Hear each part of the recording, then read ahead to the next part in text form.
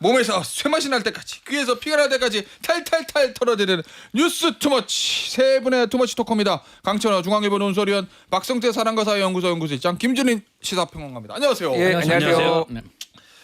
우리 박성태 실장에게는 예. 저 스페셜 땡스. 아, 우리 이제 앨범을 발표하면 뒤에 항상 붙어요. 스페셜 스페셜 땡스. 땡스 2 누구. 네.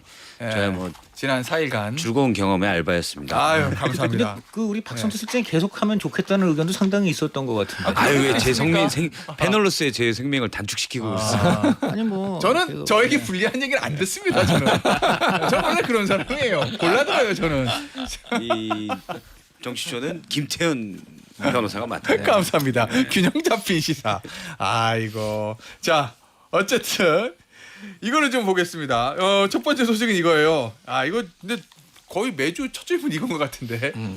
퀴즈 나갈까요 안 나갈까요? 주어와 이 장소를 얘기하지 않았는데도 다 알아들으셔. 나갈까요 안 나갈까요? 안 나갈 것 같아요. 네. 안 나갈까요? 안 나가죠. 예. 뭐 당연히 안 나가겠죠. 그죠? 예. 네. 그러면 하나 더. 안 나가는 겁니까? 못 나가는 겁니까? 안 나가는 거죠. 아니 뭐 왜 못 나갑니까? 본인이 뭐 지금 아니 뭐- 아프다고 그래가지고. 아니 아픈 거가 예. 아니 그럼 지금까지 이 아픈 게 무슨 예. 갑자기 무슨 외상을 당한 게 아니잖아요. 지금 이 의사들이 얘기하는 거 들어보면 뭐 당뇨 뭐 이런 거잖아요. 지금. 16포인트를 키우지 뭐, 않으면 뭐 이길 수 없다. 실명이니 뭐니 지금 이런 것들이 이게 지금 하루 아침에 생긴 병이 아니에요. 그런데 과거에 보면 박근혜 전 대통령하고 다른 점이 탄핵 심리에 꼬박꼬박 다 참석했어요. 그때는 당뇨가 없고 그때는 지금 앓고 있는 지병이 없었나요? 다 나가죠. 그러니까 그건 병으로 인해서 지금 못 나가는 게 아니죠. 못 나가는- 안 나가는 거다? 그래서 나름의 전략으로 안 나가는 거죠. 안 나가는 겁니까? 못 나. 안 나가는 거죠. 예. 저는 뭐 처음부터 계속 하기 싫은 건 죽어도 안 하고 하고 싶은 건 지 맘대로 하는 게 윤석열 부부의 특성이에요. 그래서 안 나갈 거다. 예. 구속 적으시면 나갔잖아요. 그때는 혹시 내가 잘하면 구속이 풀릴 수 있을 것 같으니까 일찍 나갔죠. 나머지는 다 아마 저는 뭐 내가 눈이 아파서 내가 간수치가 그런 것도 없을 거라고 봐요. 에이, 그냥 그거는 아닐 변호인이 거고. 물어보니까 나 나가기 싫어. 이렇게 알아서 해. 그래서 그다음 모든 이유는 변호인들이 만든 거다고 봅니다. 예. 안 나가는 거예요, 못 나가는 거예요? 저는 안 나가는 것과 못 나가는 거 반반인 것 같아요. 반반. 못 나가는 거는 실제 건강에 안 좋을 것 같아요. 이건 뭐 추론인데 그 계속 주장하잖아요. 예. 근데 지금 계속 얘기 나오고 들리는 거는 사실 멘탈이 좀 무너진 것 같아요, 윤석열 대통령이. 멘탈이 예. 그럼 전혀 재구속을 예상을 못했나 보네. 그러니까 재구속도 예상을 못하고 지금 돌아가는 상황이 매우 불리하게 됐다. 그러니까 이게 약간의 자포자기도 있고 사실 김건희 특검에서 특히 소환 조사를 하는 거는 본인 얘기도 있지만은 자기 부인 얘기를 많이 해야 될 텐데 나가서 이게 그러니까 실익이 될까? 오히려 침묵을 지키는 게 뭐 낫겠다고 판단하고 지금 뭐 윤상현 의원도 그렇고 지금 다 각자 도생 분위기로 들어갔잖아요. 그러니까 이게 다 미루고 있는데 여기에서 이 험한 꼴 좀 볼 수도 있는 것 같은데 실제 뭐 눈이 많이 안 좋다라는 얘기도 하고 원래 이제 눈 안 좋아서 약 처방을 맞아요. 받았던 건 다 좀 알려진 사실이거든요. 예. 실제 이제 이게 몸이 안 좋아지기 시작하면은 멘탈이 무너지기 시작하면은 잘 안 나아요 병이 그런 게 실제. 그래서 한 반반인 것 같아요 진짜로 좀 몸이 많이 안 좋을 것 같다. 예. 약간의 반론을 제기하면 윤석열 전 대통령은 이제 그런 캐릭터를 분을 아는데 물론 계엄을 할 만한 캐릭터는 아니죠. 근데 다른 사람 제가 아는 캐릭터들이 몸이나 건강에 신경 쓰는 스타일이 아니에요. 체세포가 대단히 둔감할 개인적인 겁니다. 평가입니다. 그건. 제 개인적으로 볼 때는 근데 이건 개인적인 평가가 아니고 그 저 객관적인 팩트로 말씀을 드리는데 국민의힘에서 테니스 선수 출신 의원을 한 분이 있어요. 김은희 의원이라고 짧게 의정 활동을 한 분이 있어요. 비례대표. 비례대표. 비례 받았던. 이분이 근데 이분 운동 선수니까 이제 몸을 좀 보는 분이잖아요. 근데 이분이 그 윤석열 당시 대통령 하고 국민의힘 의원들 뭐 여러 명 모이고 이런 자리에서 딱 처음 이제 윤 대통령을 지근거리에서 봤는데 운동 선수들 너무 걱정을 한 거예요. 큰일 났어요. 우리 대통령님 저 몸 관리 해야 되겠어요라고 옆에 동료 선배 의원한테 얘기를 한 거예요. 전혀 운동을 안 한다. 그러니까 딱 몸을 보니까 이 운동선수 입장에서 너무 위험한 거야. 이건 단순히 이제 운동 안 한 정도가 아니고 건강에 진짜 위험할 수 있다고 해서 걱정해서 옆에서 선배 의원한테 아이고 대통령 그래요? 운동해야 되겠어. 그랬더니 뭐라 그러는지 쉿. 그런 불경한 얘기를 하면 안 된다. 그러니까 왜 불경해? 그러니까 하여간 대통령에게 뭔가 하여간 그렇게 얘기를 하는 게 아니다라고. 그러니까 국민의힘이라는 당이 그런 대통령의 그런 조언도 할 수 없는 지경까지 몰렸다는 걸 저는 그때 목격을 했습니다. 네. 어쨌든 예, 말씀 계속하시면. 예, 저는 그러니까 스타일이 말씀하신 대로 몸에 전혀 신경 안 쓰는 스타일이고 더 보면은 어떤 관리를 하는 스타일은 아니에요. 그냥 본인 하고 싶은 걸 그냥 막 하는 거지 로드맵을 짜서 이때는 뭐 하고 이때는 뭐 해야 된다. 그럼 본인 인생에 대해서도 그렇고 아마 건강 관리에도 그럴 거고 예. 그래서 아 내가 지금 몸이 안 좋아서 이런 건 그런 생각은 아마 그분 머릿속에는 없을 것이다. 저도 이제 윤석열 전 대통령 몸을 한번 만져봤던 분의 얘기를 들었는데 측근히 그냥 뭐 이렇게 하다가 일단 근육이라고는 찾아보기 힘들다. 참 예. 안타깝고, 네. 어쨌든 그러면 안 나가면은 뭐 의도가 있을 거 아니에요. 목적, 노림수 뭐가 있을까요? 노림수. 그러니까 아까 말씀드렸지만은 나가서 본인에게 유리하고 적극적으로 변론을 해가지고 이게 상황이 바뀔 것이냐. 예. 특히 이제 김건희 특검 같은 경우에는 본인의 공천 개입이라든지 아내와 관련된 여러 가지 뭐 선물 뭐 받은 의혹에 뭐 알고 있었냐 뭐 등등등 할 텐데 실제 별로 도움이 안 될 것 같고 지금 윤석열 쪽의 입장은 이미 특검이 다 짜놓고 시나리오를 짜놓고 거기에 끼워 맞추고 있다라고 보는 거예요. 예. 그러니까 뭐 이게 도움이 안 된다라고 보는 거죠. 그리고 이제 저는 저번에도 얘기했지만은 사실은 이제 내란 우두머리, 내란 수괴 혐의로 이제 재판을 받고 있잖아요. 예. 이게 이제 사형 아니면 무기징역이에요. 만약 유죄가 나오면은. 그럼 사람이 이제 대범해지고 나머지는 별거 아닌 걸로 보이는 짜잔한 일로 보이는 거죠. 뭐 어차피 죽냐 사냐 뭐 이 문제인데 지금. 거기서 다른 것도 더 해봐야 뭐, 뭐 예. 이거. 예. 그리고 또 전례가 있잖아요. 박근혜 전 대통령도 예. 그 검찰 수사나 특검 수사 계속돼서 거부했잖아요. 아, 그 당시에 이제 이원석 검찰총장이 당시 부장검사여가지고 예, 계속 그 수사를 하려고 했는데 거부하니까 구치소까지 찾아갔어요. 근데 그렇게 했는데도 거부를 했습니다. 그런 전례가 있기 때문에 윤 전 대통령은 심지어 그 특검이 지금 공소를 유지하고 있다는 이유로 뭘 하고 있습니까? 재판까지 거부하고 있잖아요. 예. 그러니까 그 재판은 받겠다면서도 지금 특검이 하는 건 아니다 이런 논리를 하고 있으니까 재판도 안 받는 사람이 특검 수사는 더더욱 응할 수 없다 이런 논리죠. 자 윤석열 전 대통령은 하기 싫은 건 죽어도 안 하고 하고 싶은 거는 자기 마음대로 한다고 평가한 예. 박성태 실장의 눈으로 봤을 때는 어떤 노림수를 가지고 있는 거예요? 저는 아무 뭐 생각 없이 그냥 줄곧 안 얘기하는데 노림수는 없다. 그냥 이렇잖아요. 하기 싫으니까 안 하는 거다. 그러니까 고도의 정치적인 고려를 가지고 야 이게 이렇게 해서 내가 여기서 안 나가는 게 맞아 이게 아니고 그냥 제가 싫어서 1년 전부터 작년 여름부터 했던 말이 윤석열 전 대통령은 절대 주판알을 튀기는 스타일이 아니다. 예. 주판을 휘두르는 스타일이다라고 얘기한 바가 있습니다. 근데 뭐 그렇게 예. 얘기 계속했어요. 박 실장의 얘기를 들어보면 뇌피셜성이 강한 것 같은데 예. 결과를 보면 맞는 게 많아요. 저는 그래서 저분이 취재를 한 것 같지는 않은데 어떻게든 신묘하게 결과는 어쨌든 비슷하게 나오는 사람과 이제 사이를 사람을 꿰뚫어 연구하잖아요. 그러니까 쭉 제가 뭐 건진이나 이런 법사는 아니지만 이분은 어떤 스타일이다. 그냥 거기에 거기에 근거해서 관심법을 이제 얘기를 하는 거예요. 직관으로 얘기를 하는 겁니다. 그런데 그래서 뭐 노림수가 하기 싫은 거고 그리고 지금 본인이 뭐냐면 체제 부정이에요. 예. 망상에 빠져 있어서 완전히 본인은 지금 탄압받고 있고 억압받고 있는 독립투사다라고 본인을 자리매김했어요. 예. 그렇기 때문에 체제가 지금 본인을 다 잡아 넣으려고 예. 다 지금 우리 어렸을 때 뭐죠 또리 장군 같은 거 영화 보면 막 이상한 그런 거 있잖아요. 또리 장군. 그런 공포에 지금 본인이 공포라기보다도 그런 불안감에 있어요. 근데 적부심만 혹시 해당 재판부는 제정신일까 하고 간 거고 예. 체제 부정을 하고 있기 때문에 여기에 작전을 짜는 건 의미가 없습니다. 아, 저는 이게 본인도 모르는 예. 약간 망상 속에 빠져 있다. 그 망상을 지어낸 게 아니라 사실 방어 기제로 자동으로 만들어졌다고 봐요. 이 저 강찬호 위원이 네. 제2미디어 그룹의 후배인 박성태 전 기자에게 네. 언론인으로서는 최악이지만 패널로서는 최고 아, 무슨 평가를 했어요. 말씀이에요? 아니 왜냐면 저분은 다 뇌피셜이고 취재가 안 하고 맞는 아니. 근데 결과는 다 맞아요. 잠깐요. 이건 최고인데 패널로서는. 이 전달이 굉장히 잘못된 건데 그렇죠. 일견 뇌피셜 같이 들리지만 정도로 표현했는데 제가 무슨 뇌피셜 단정을 했습니까? 지금 이분이 뭐라 그랬어요? 근데 다 본인의 맞는데 결과는. 직관이라 그랬잖아요. 직관은 사실은 그런데 왜 제가 빅데이터- 그렇게 폄하를 했? 저는 솔직히 아니, 저희 회사에서 지금은 기자 아니니까. 저희 회사 정말 놓치기 아까운 인재가 우리를 나가버렸다. 우리가 인재를 잃었다. 이렇게 말씀드립니다. 과거가 뭐가 중요해요? 현재가 중요하지. 이제 직관이라고 말씀드린 건 여러 주변인들의 얘기를 들으면서 이 빅데이터를 해서 이루어지는 겁니다. 빅데이터요. 알겠습니다. 빅데이터. 자 그러면 다른 얘기를 해보겠습니다. 역시 또 윤석열 전 대통령 관련된 얘기입니다. 지난 대선 경선 2021년 여름 가을에 있었던 얘기. 통일기와 신천지. 이 김준일 평론가가 왠지 다 알고 있을 것 같아요. 취재 다 했을 것 같아요. 왜냐하면 이게 이제 간단히 설명드리면 당시에 신천지하고 통일교에서 왕창 들어와가지고 그 뭐야 뭐 윤석열 당시 예비 후보를 당원 투표에서 밀어 올렸다. 이게 홍준표 전 시장 주장이잖아요. 권성동 의원은 택도 없는 얘기라는 거고. 그러니까 이게 일단 역사적으로 보면은 이 특히 보수 정당이 굉장히 이런 뭐 소위 말하는 여러 평가가 있지만 뭐 이단 계열 예. 이런 정통파가 아닌 이단으로 평가받는 이 종교에 굉장히 취약했어요.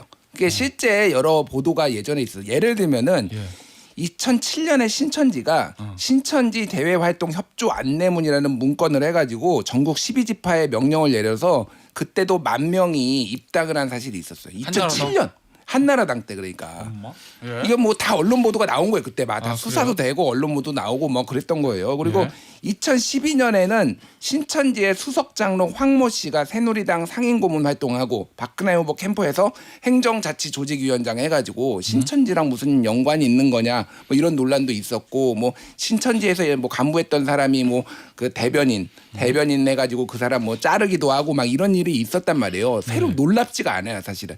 그리고 홍준표 시장이 최근에 폭로했던 거가 본격적으로 기사가 나오기 시작한 게 2022년 2월 10일에 노컷뉴스가 CBS 노컷뉴스가 보도해요. 노컷뉴스가 CBS 계열은 이런 이단에 대해서 되게 조금 안 좋게 보고 뭐 이러니까 취재를 열심히 하고 예전에 뭐 변상욱 기자는 한 20년 가까이 신천지 막 취재하고 막 이러신 분이잖아요. 그러니까 이게 그때 간부들 그걸로 인터뷰를 해가지고 이만희가 그 총회 회장이 윤석열한테 은혜를 갚기 위해 들어가라고 했다라는 거를 이미 폭로를 했고 후속 기사가 여러 개가 나와서 그래서 홍 시장이 얘기한 게 새로운 얘기가 아니에요. 그러니까 여기에 이제 지금 추가적으로 몇 개가 이제 특검에서 얘기가 나오는 거잖아요.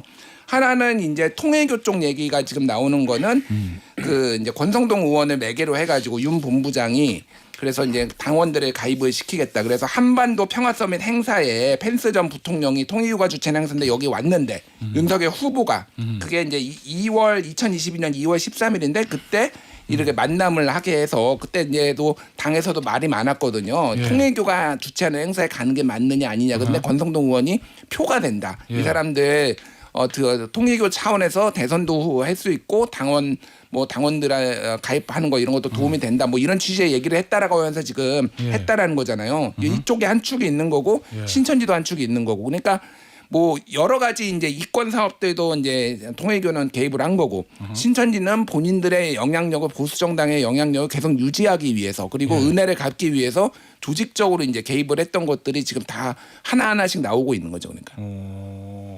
아니 일단 보도 나온 거 보면은 홍준표 전 시장은 얘기는 뭐 신천지는 이만희 교주를 만났는데 이만희 교주가 아 예전에 윤석열 중앙지검장 때 신천지 코로나 때 압수수색하는 거 영장을 2번 경찰에 신청한 거 반려해줘서 그거에 대한 은혜 갚는 차원이다 뭐 이렇게 얘기를 했다는 거고 그 다음에 뭐 이건 뭐야 또 낙천이라는 무슨 사람 나오던데 뭐 저 김건희 여사 장모 저 엄마 최은순 씨 지인이 통일교하고 저 윤석열 전 대통령의 중앙지검장 때 뭐 통일교 관련 수사 무마시켜주는 거 뭐 이런 거에 대한 보온 성격이다 뭐 이런 보도들도 있던데 노컷뉴스에서 맞아요. 예. 그러니까 이거는 이제 아직 추론이기는 한데 매우 개연성이 높은 건데 일단 그 락천 선생은 장모 최은순 씨하고 매우 가까운 관계로 이제 알려져 있어요. 그래서 이 집안 행사에 굉장히 자주 이제 참여도 하고 뭐 이런 건데 거기 그 락천의 김모 씨 이름을 뭐 밝혀도 되나 잘 모르겠는데 어쨌든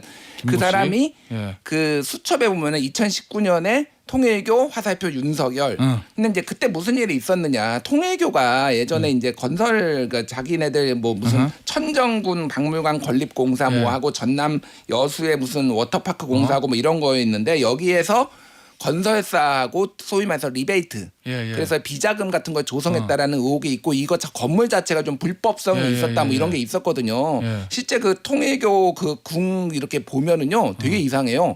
숲 한가운데 하얀 건물이 이렇게 떡하니 있는데 이게 지금 제대로 허가 받은 거야 뭐 이런 얘기들이 있어요. 근데 이게 서울중앙지검장으로 윤석열 검사가 오면서 이게 다 무혐의 처리돼 버렸어요. 그래서 이것도 로비가 있었던 거 아니냐. 그래서 사실은 통일교 쪽하고의 이 관계는 굉장히 오래됐다. 윤석열 전 대통령 측이 그러니까 그리고 김건희 씨가 특히 이제 이게 무속 무슨 이런 약간의 이단성 이런 종교하고는 굉장히 좀 이 가문이 굉장히 좀 가까이 지내왔다라는 얘기들이 계속 나오는 거죠. 자 그러면 근데 한 가지 저는 눈에 띄는 게 그 통일교 윤석열 그 메모가 굉장히 눈에 띄는데 여기에 대해서 이 해당자가 언론에 변명을 한 게 뭐냐면 그런 기억이 없고 만약 그런 글이 있다면 그거는 부하 직원이 썼을 수도 있고 나 잘 모르겠다 그러는데 이런 해당 오너나 이런 사람의 수첩을 부하 직원이 거기에다가 뭘 쓰는 일은 거의 극히 드물죠. 그러니까 저는 이거는 상당히 좀 특검 입장에서는 이거 상당히 좀 들여다볼 것이 같다. 이렇게 알겠습니다. 생각을 여기서 이제 문제로서는 의심이고 의혹인데 그 김모 씨, 락천 선생, 최은순 씨랑 같이 주소지까지 썼어요. 그러니까 상당히 가깝다. 근데 이 락천 선생이 통일교랑 또 가깝다. 그러면 개연성이 저희는 볼 때는 당시에 말씀하신 대로 그 고발 비자금을 조성했던 2천억 대가 넘는 것들을 한 거를 최은순 씨와 통일교와 가까운 락천 선생을 통해서 최은순 씨에게 이런 게 들어가고 봐주지 않았냐. 근데 검찰총장 될 때거든요. 당시 서부지검에서 수사하던 게 불기소 처분 나고 했던 거기 때문에 그러지 않았냐는 의혹이 있는 거죠. 이건 이제 특검에서 밝혀야 될 거라고 봐요. 알겠습니다.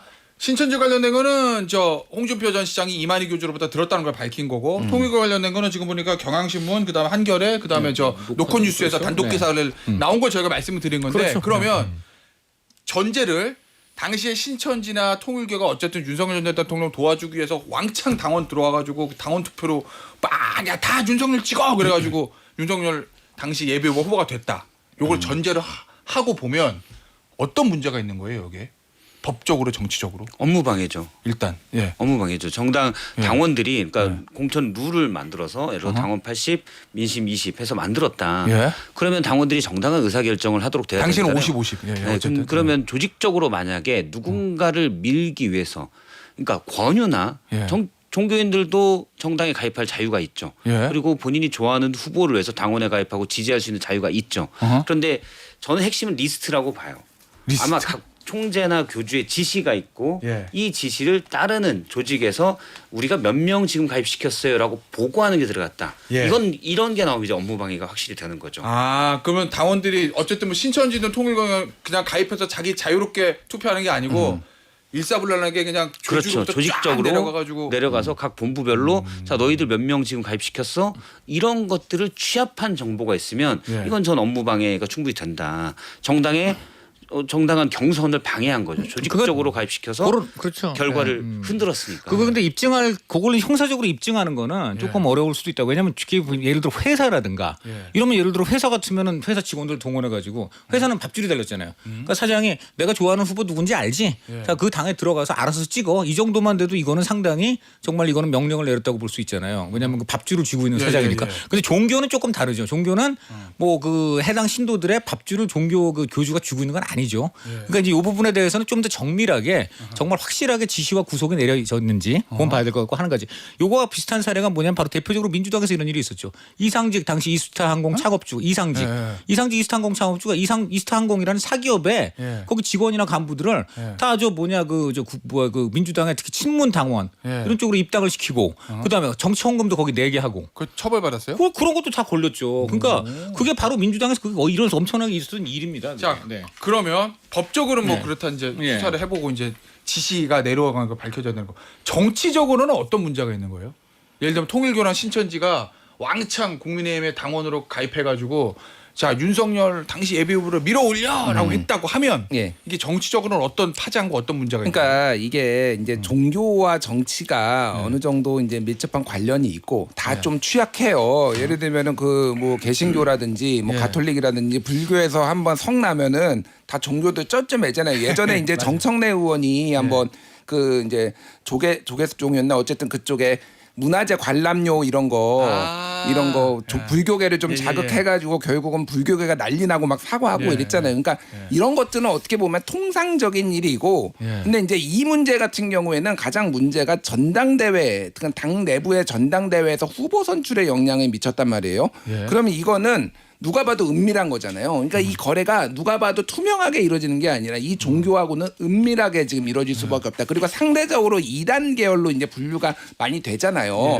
그럼 본인들이 저 교세를 확장하기 위해 이 정치를 이용한다든지 지금 통일교 같은 경우에도 본인들의 이권 사업을 위해 뭐 해외 ODA라든지 뭐 이런 것들을 지금 하기 위해 하는 거니까 이거는 더 안 좋은 거죠. 그러니까 일반 기업이나 이런 데에서 로비하는 것보다 더 안 좋은 영향을. 그리고 이게 이런 식으로 한번 관행적으로 이렇게 이루어지면은 모두가 다 그 정당 내에서 이거를 다 끌어들이려고 할 거 아니에요. 지금 뭐 홍 시장이 폭로했지만은 뭐 일부에서는 홍 시장 당신도 이용하려고 한 거 아니냐 뭐 이런 이제 폭로도 나오고 이게 그러니까 정당이 끊임없이 수렁으로 가는 거예요. 그럼 이게 정교 분리가 깨져버리는 정교 거예요. 분리가 깨진다고 봐야죠. 예. 통일교 같은 경우는 결국 통일교 지금 핵심 관계자란 분이 김건희 여사한테 선물을 했다는 의혹이 불거졌잖아요. 거기 좀 연결되죠. 할 거죠. 그 후보의 정당성이 크게 훼손되는 거죠. 후보의 그러니까 정당성? 당원들의 또는 여론의 네. 민심에 이걸 받아서 후보가 된 게 아니라 대부분 경선 과정이거든요. 예. 경선 과정이 이러는 거는 어떤 조직적인 움직임에 따라서 되는 건데 물론 예를 들어서 그런 것도 있어요. 그러니까 대선에서도 보면 예를 들어 대선 후보들이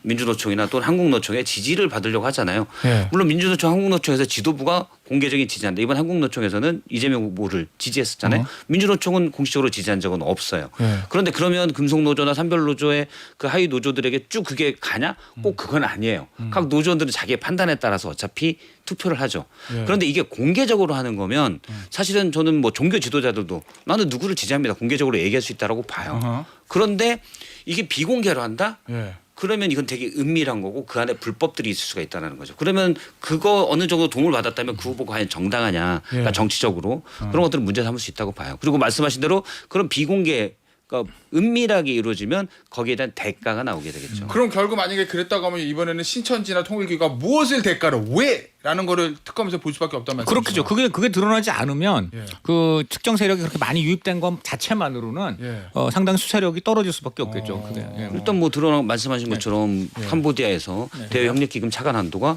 7천억 원 이상이 늘었다. 예. 그건 국고 손실이잖아요. 알겠습니다. 자, 요 얘기는요. 광고 듣고 돌아와서 나머지 얘기를 좀 해보고 다른 얘기들도 나눠보도록 하겠습니다. 광고 듣고 돌아옵니다. 김태현의 정치쇼 매주 수요일 시그니처 코너 뉴스 투머치 토크 세 분과 3부에서도 이야기를 나누겠습니다. 유현우님 오늘 처음 들어봤는데 귀에 쏙쏙 중독되는 느낌이에요. 제가 말씀드리잖아요. 중독되면 약이 없다. HMS님 김태현의 정치쇼 제일 재밌다. 제가 말씀드리잖아요. 안 듣는 사람은 있어도 한 번만 들은 사람은 없다. 자, 재밌는 이야기를 이 투머치 토크 세 분과 3부에도 이어나갈 건데 앞서 얘기했던 저 통일교와 신천지의 간의 이야기, 일단 요거는 청취자 여러분 전제는 여러 언론사 단독 보도 그리고 홍준표 전 시장의 폭로가 맞다는 전제, 통일교하고 신천지와 당원을 대거 가입시켜서 윤석열 당시 예비 후보를 당원 투표에서 미로해서 막 조직적으로 지원해서 당 최종 후보를 만들었다는 게 사실이라는 걸 전제로 깔고 말씀드린다는 거를 제가 얘기를 드리고, 제가 이제 궁금한 거, 만약에 당시에 통일교나 신천지가 아니고 예를 들면 뭐 저 서울의 대형 교회들 있잖아요. 정말 저 대형 교회 담임 목사님이 자 이번에는 우리는 저 누구지? 이름도 갑자기 기억 안 나. 저기 국민의힘에 윤석열 전 검찰총장으로 우리는 하겠습니다. 해가지고 그 교회 신도들이 우르르 들어와가지고 당원 투표 들어와서 윤석열 당시 검찰총장 후보로 만들었어요. 이러면 문제가 없어요?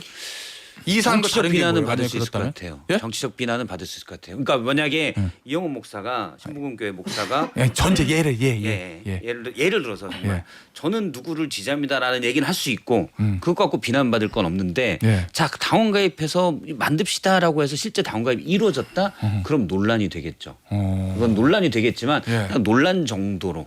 그런데 만약에 뭐 여의도 순복음교회는 그렇다 쳐요. 그건 뭐 물론 가정입니다. 근데 신천지에서 우리가 저희 윤석열 후보를 연애 밉시다. 쫙 공개적으로 해요. 그거 막 영상에도 나오고 뉴스에도 나왔어요. 그래서 와 당원가입 운동이 벌어져요. 윤석열 후보가 거기에 고맙다고 할 수 있겠어요? 그렇잖아요. 그 차이가 있는 거죠. 아, 그렇죠. 그러니까 어느 종교가 예를 들어서 일광조계 중에서 전국에 우리 숨어 있는 조계종 일광조계종 다 모여서 신도들 윤석열 돕시다.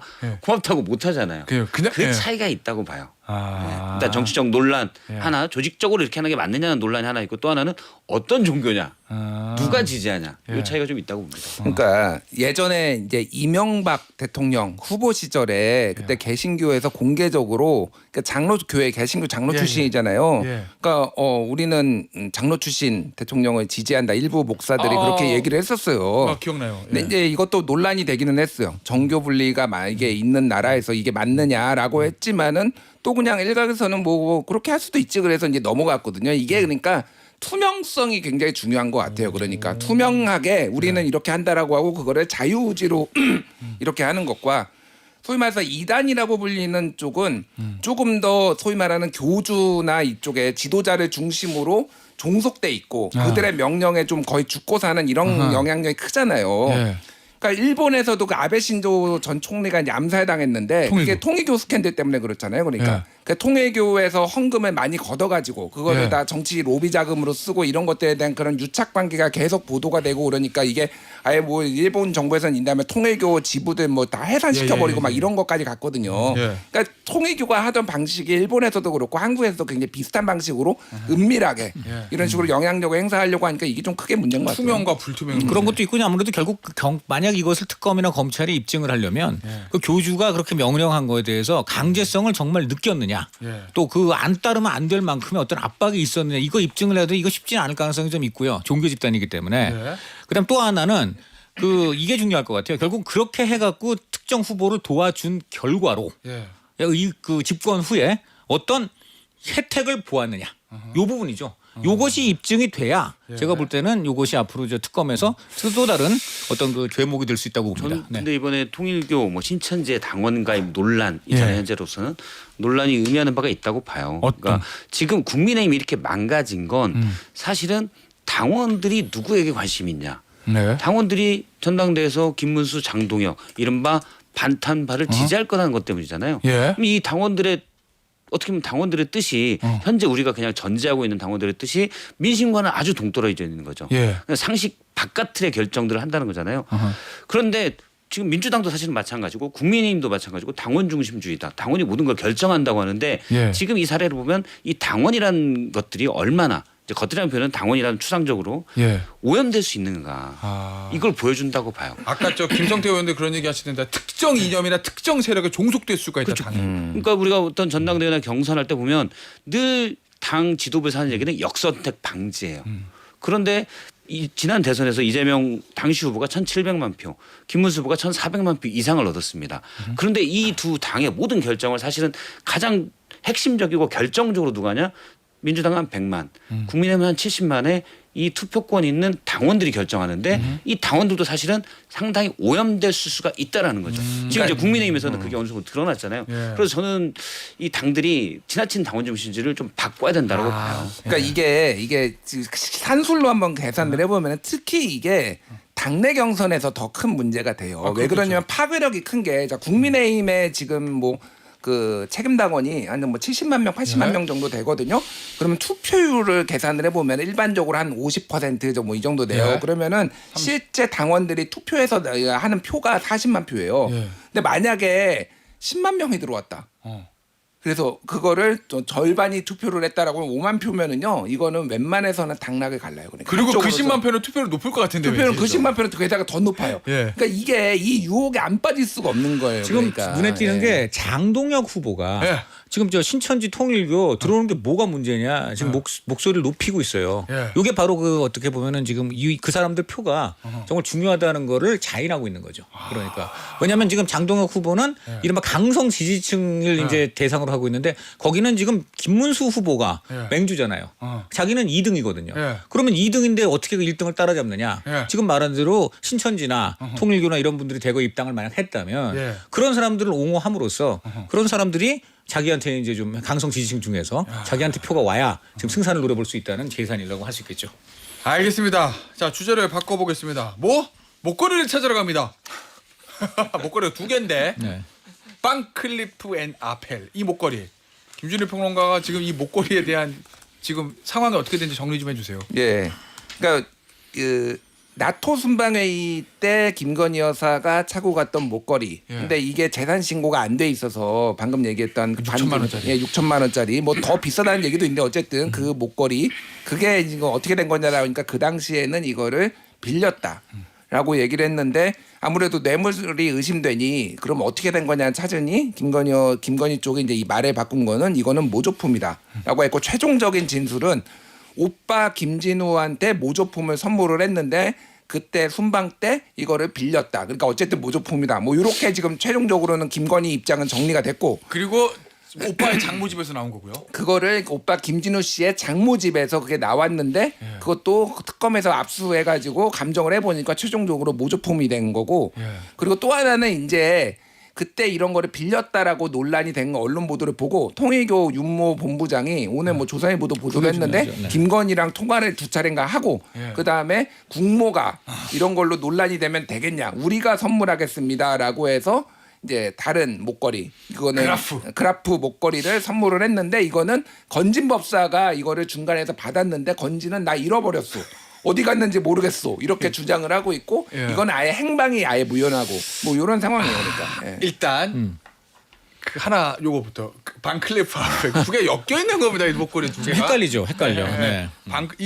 이게 반클리프 아펠인가요? 아니 이거 아니죠. 이거는 그렇구나. 반클리프 이게- 아펠이 이제 그 TV에도 나왔던 반클리프 네. 아펠 목걸이부터 얘기하겠습니다. 사랑과 사회를 연구하는 박성태 실장이 사랑과 사회를 연구해 보니까 귀금속은 잘 몰라요. 기대도 안 했습니다. 제가 기대도 안 했어요. 그거는 알 거라고 기대도 안 했어요. 귀금속에는 연애할 때 한 돈짜리 반지 빼고는 네. 없습니다. 자, 반클리프 앞에 이 목걸이를 김건희 여사의 진술 모조품을 내가 사서 우리 오빠에게 모조품을 선물하고 그걸 내가 빌려서 나토 정상회의 모조품을 차고 가고 그걸 다시 갔다 와서 오빠에게 돌려줬다. 그런데 오빠는 그걸 장모집에 갖다 뒀다. 이 진술을 어느 정도 신빙성 있다고 보세요? 전 사실 잘 진짜 모르겠어요. 그러니까 그거 맞을 수도 있다. 그러니까 예 그렇죠. 설마 영부인이 모조품을 차고 갔겠어?라고 생각하지만 이분들이 워낙 가짜에 익숙하고 또 품격이라고는 찾아볼 수 없기 때문에 그럴 수도 있겠다라는 생각이 들어요. 야. 다만 오빠한테 사주고 빌려서 이거는 맨 처음에 나왔던 빌린 거다라는 거에 말을 맞추려고 그런 걸로 보고 그러니까 본인이 어디서 모조품도 받았든지 또는 샀든지 해서 가져갔을 가능성을 배제할 수 없다. 전 사실 더 무게로는 뇌물로 진품을 받았겠지. 그건 어디 또 있겠지. 라는 생각을 하는데 동일 제품의 모조품이 발견됐기 때문에 사실 특검의 주장처럼 특검이 의심하는 것처럼 알리바이를 만들기 위해서 모조품을 추후에 구매해서 가져다 놨다. 이분들이 게을러 가지고 그 정도 머리 쓸 것 같진 않고 더 생각하는 건 지금은 이제 목걸이는 아무것도 아니라고 봐요. 이유한 화백의 그림. 그림. 프롬 포인트 연작 시리즈로 본데 이게 이전에 이 작품 하나가 22억에 경매된 바가 있습니다. 이유한 화백이 우리나라에서 거의 뭐 원투로 가장 비싸게 거래되는 그림이래요. 아무리 김건희 씨가 재산이 이제 부부가 80억 원 정도가 된다고 해도 22억 원짜리 그림을 본인이 사서 가지고 있겠냐? 우리가 지금 다이아몬드니까 다이아몬드 꽂혀 있잖아요.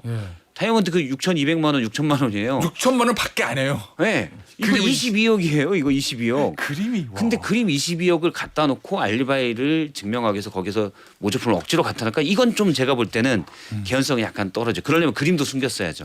그림 어디다 숨겨? 뭐 어쨌든 뭐 땅속에 묻든지 마늘밭에 묻든지.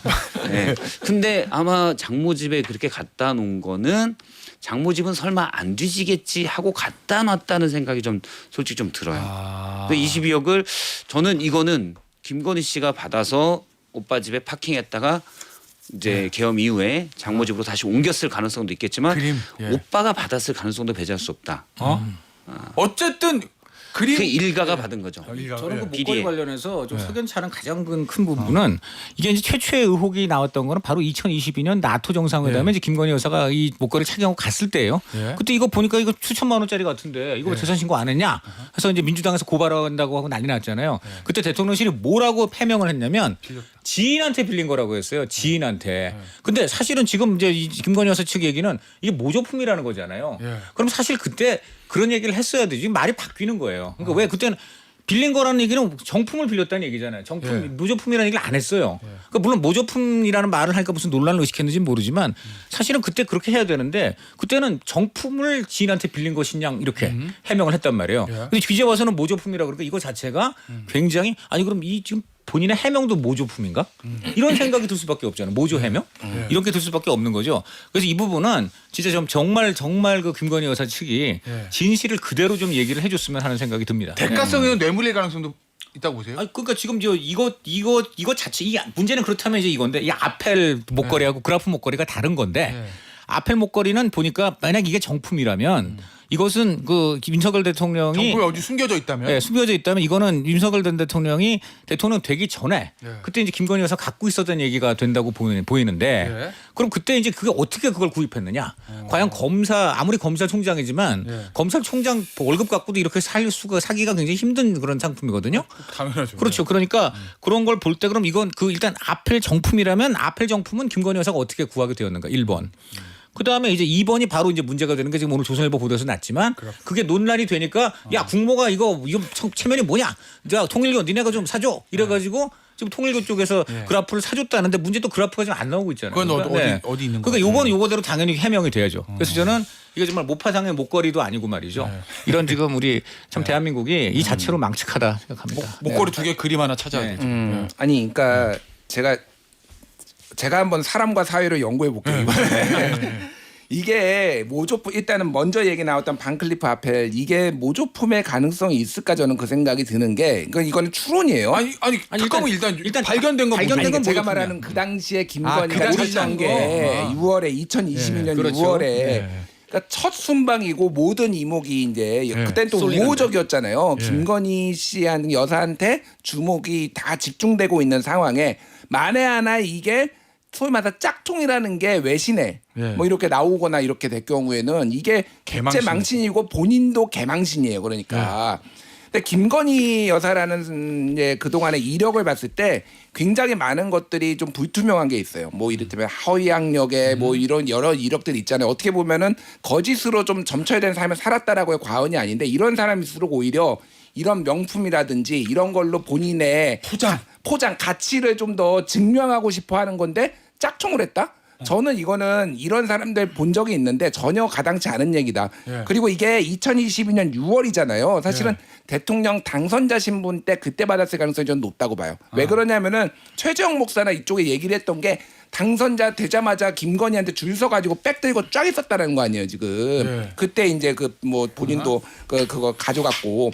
그러니까 이거는 뇌물의 가능성이 상당히 높고 그래서 이제 착용을 하고 이렇게 갔을 가능성. 저는 그래서 그럼 이거는 진짜는 어디 숨겨져 있을 거다. 진짜는 마늘밭에 있겠죠. 예. 기름 종이로 포장을 해서. 논두렁에 근데 버렸나요? 논두렁에 뭐 버렸나? 논두렁에 버렸는지 예. 뭐 버리진 않았고 어떻게 예. 숨겨놨을 텐데 이후한 그림 지금 박성태 실장이 얘기를 했지만 이 그림은 진짜 심각해요. 지금 뭐라고 얘기하냐면 SBS 보도에 따르면은 오빠 김진우 씨가 자기 집을 인테리어 공사를 해야 되니까 그거를 장모 집에 잠깐 갖다 놨다라는 건데 그걸 그렇게 김진우 씨의 지인이 얘기했다. 예, 그런 식으로 이제 주장을 하고 있는데 그러면 이건 어디서 난 거냐? 이거는 되게 심플해요. 그러니까 어떻게 보면은 그럼 어디서 났는지를 추적하면 되는 겁니다. 그 이거는. 진품 저 증명서 있다니까 갤러리 가서 물어보면 되는 갤러리 가서 물어보면은 근데 아시다시피 이 미술계의 고가 미술품은 네. 이거는 돈 세탁, 비자금 조성 이거에 굉장히 오랫동안 이 관행이 되어 왔어요. 맞아요. 그러니까 이거는 호바나 콘텐츠가 원래 미술품 전시하던 데잖아요. 그러니까 이런 전시회에 집중하던 거면은 이거는 쓱 하나가 이쪽으로 와가지고 그거를 오빠 집에 갔을 가능성이 높다고 보면은 이게 추적하면은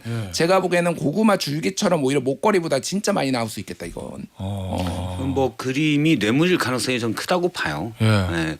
저도 제 주변에도 한 100억 자산이 있다고 자랑하는 사람이 있는데 예. 그러면 김건희 씨 부부보다 자산이 좀 많죠. 예. 김치찌개도 잘 안 삽니다. 어. 돈 상당히 아끼고 옷도 약간 좋은 거를 당근에서 사더라고요. 예. 아무리 재산 100억 있다고 22억 물론 그 해당 그림이 정확히 어떤 그림인지는 프롬포인트의 연작이라고 하는데 과거에 그 작품 중에 하나 그렇게 팔렸다는 거지 이건 대체 얼마인지는 몰라요. 크기도 모르고 예. 일단 이완화박의 그림이라는 것만 됐고 그래도 최소한 수억 원 호가하지 않을까? 그렇겠죠. 그러면 재산이 100억 있다고 해서 이런 그림을 막 살 수 있을까? 그건 쉽지 않죠. 의문점이 있습니다. 또 한- 그러면 그렇죠. 바닥겠거니. 그리고 또 한 가지는 목걸이 이외에도 당시 2022년 나토 정상회담 할 때 김건희 여사가 브로치도 2천만 원대예요. 그게 티파니 앤코. 그다음에 팔찌를 찾는데 이것도 1,000만 원대 까르띠에 팔찌. 다 제 공직자 재산 신고 대상입니다. 블링블링한 거 많이 찾네. 그런데 이 두 가지가 지금 빠져 있는데 이것도 규명이 돼야 돼요. 그러니까 2천만 원대 브로치하고 1,000만 원대 팔찌란 것은 그것도 다 또 더군다나 이 브랜드가 티파니 앤코, 까르띠에 이런 것들이기 때문에 이것도 역시 이게 어디 있는지 그리고 둘째 이것도 모조품인지 아니면 또 뭐죠 지인한테 빌린 건지 뭐 이런 것들을 김건희 씨가 해명을 해야죠. 네. 아니 저는 궁금한 게 장모 집을 어떻게 알고 특검이 압수수색 영장을 그거 그냥 예를 들면 그냥 혹시 김진우 씨가 장모 집에 갖다 놨을지도 모르니까 여기도 하고 저기도 한다고 그러지는 영장 안 않았습니다. 나오거든요. 네. 뭔가 거기 있을 것 같다는 제보라든지 근거가 있어서 그렇겠죠. 그걸 썼으니까 법원이 내주지. 네. 그냥 밑도 끝도 없이 장모집도 보고요, 처남집도 보고요, 네. 다 볼래요. 그럼 안 준단 말이에요, 영장을. 그거 보면 뭔가 지금 특검으로 제보, 김진우 씨가 12월 말에 막 짐을 옮겼어요. 뭐 이런 제보가 좀 들어간 거로 봐야 되는 거예요. 그렇죠. 구체적으로 이게 그러니까 이 목걸이 수사를 하다가 압수수색이 된 게 아니고 그 집이 뭐였죠? 그 양평 땅 개발인가 예. 그쪽을 이제 수사를 하다가 이게 나온 거라잖아요. 예. 하지만은 이제 통신 기록이라든지 아니면은 제보들 이런 것들이 예. 분명히 있었을 거예요. 진짜 그러면은 광범위하게 치고 들어가는 거네요. 예. 그러니까 이게 어차피 다 그 안에서 지금 이게 분화가 돼 있는 거잖아요. 그러면은 겸사겸사해서 친 건데 장모집 그 김진우 씨 장모집 말고도 지금 몇 군데 소위 말해서 이런 금고 같은 게 지금 어딘가 있을 가능성이 상당히 높다. 만약 제보에 의한 것이라면 약간 제보가 신빙성이 좀 떨어지는 제보였던 것 같아요. 그럼 그 왜냐하면 그림은 찾았잖아. 그 그림은 그거는 그림을 제보가 있었는지 그건 모르겠습니다. 예. 근데 사실 관심사는 목걸이였는데 예. 목걸이는 그건 모조품이었잖아요. 그러다 보니까 이제 그 저 논란이 또 다시 다른 논란들이 일고 있는 거라서. 네. 그러니까 장모집을 특정해서 갔잖아요. 예. 뭐 제보에 따라서 장모집으로 뭐가 사람들이 왔다 갔다 하더라. 그 제보를 받은 것 같고 예. 그 KBS가 이제 그 영상을 찍었더라고요. 처음엔 노란 박스 하나 들고 갔다가 나중에 그건 이제 목걸이가 거기 있다는 제보를 받고 갔겠죠. 예. 조그마한 노란 박스 안에 목걸이 넣어 가지고 오면 되니까. 근데 다시 파란 박스 3개를 들고 가서 꽉 채워 갖고 왔잖아요. 거기에는 귀금속이 꽤 많았고 다른 다이아몬드 뭐 테니스 목걸이인가요? 다른 목걸이 보도에 따르면 그런 목걸이도 있었다고 그러고 수많은 보석과 장신구, 현금 1억 원. 여기에 이완화백의 그림까지. 예, 발견됐다. 그러면 여기가 이제 제가 볼 때는 김건희 씨 일가의 보물창고 한 3번 정도 되지 않을까라는 생각이 듭니다. 그래요. 지금 예. 우리가 처음에 디올백 가지고 300만 원짜리 누구는 자그마한 파우치라고 했지만 예. 어쨌든 그 파우치 하나 가지고 크게 떠들었는데 지금 그건 아무것도 아니잖아요. 그렇죠. 이제 6천만 원짜리 목걸이가 2개가 나왔고 거기다가 뭐 그림이 얼마가 될지 모르지만 수십억 원도 될 수 있는 그림도 나오고 예. 저는 이게 어떻게 보면 부정부패의 초기라고 봐요. 이제 드러나는 것들에. 더 있을 수 있단 말씀이시죠? 그러면 이제 특검 시작인데 지금 이 정도 나왔다는 거는 파면 엄청나게 나올 것 같다. 알겠습니다. 자, 마지막으로 짧게 보죠. 이준석 개혁신당 의원의 대표되고 그 다음날 의원실 그리고 집이 압수수색 당했어요. 그 다음에 특검의 수순은 뭐라고 보세요? 근데 뭐 자료 분석하고 그러니까 이준석 의원은 지금 두 가지의 분기점이 있어요. 뭐냐면은 두 가지 하나가 뭐냐면 이제 작년 10월 22일에 보도가 된 건데 그때 명태균 씨가 강혜경 씨한테 했던 녹취록 뭐냐면은 이거 내가 이준석한테 김영선 공천 달라고 하니까 아니 두 자릿수로 이기는 여론조사 정도는 있어야지라고 해가지고 그거를 명태균이가 그래서 만들어 갔거든. 그거 뭐 조작을 했는지 여부는 모르겠으나 김영선이 이기는 거를 민주당 후보랑 양자 대결해가지고 이기는 거를 만들어 갔어요. 그러면 어쨌든 이거는 김영선 공천을 주기 위해서 이준석이 깊숙하게 의도가 있었고 개입한 거 아니냐. 또 하나는 그 공천 확정되기 전날인 2022년 5월 9일 그때 이제 야, 경선 아니라는데 아니 단독으로 되는 거 아니라던데 명태균한테 얘기하니까 자기가 확인해 보겠다고 해서 김건희한테 전화하고 윤석열한테 전화하고 아 당에서 말이 맞네 그 녹취가 나온 거잖아요. 그럼 이거는 방조 내지는 도와줬다라는 거로 지금 특검 측은 보고 있는 거예요. 그러니까 이제 이제 공범이기 때문에 저는 이거는 기소 확률이 매우 높다. 다만 이게 갔을 때 법정에 갔을 때 어디까지 당 대표의 권한이라는 게 또 어느 정도 있기 때문에 이게 인정이 되느냐는 좀 봐야 될 것 같아요. 알겠습니다.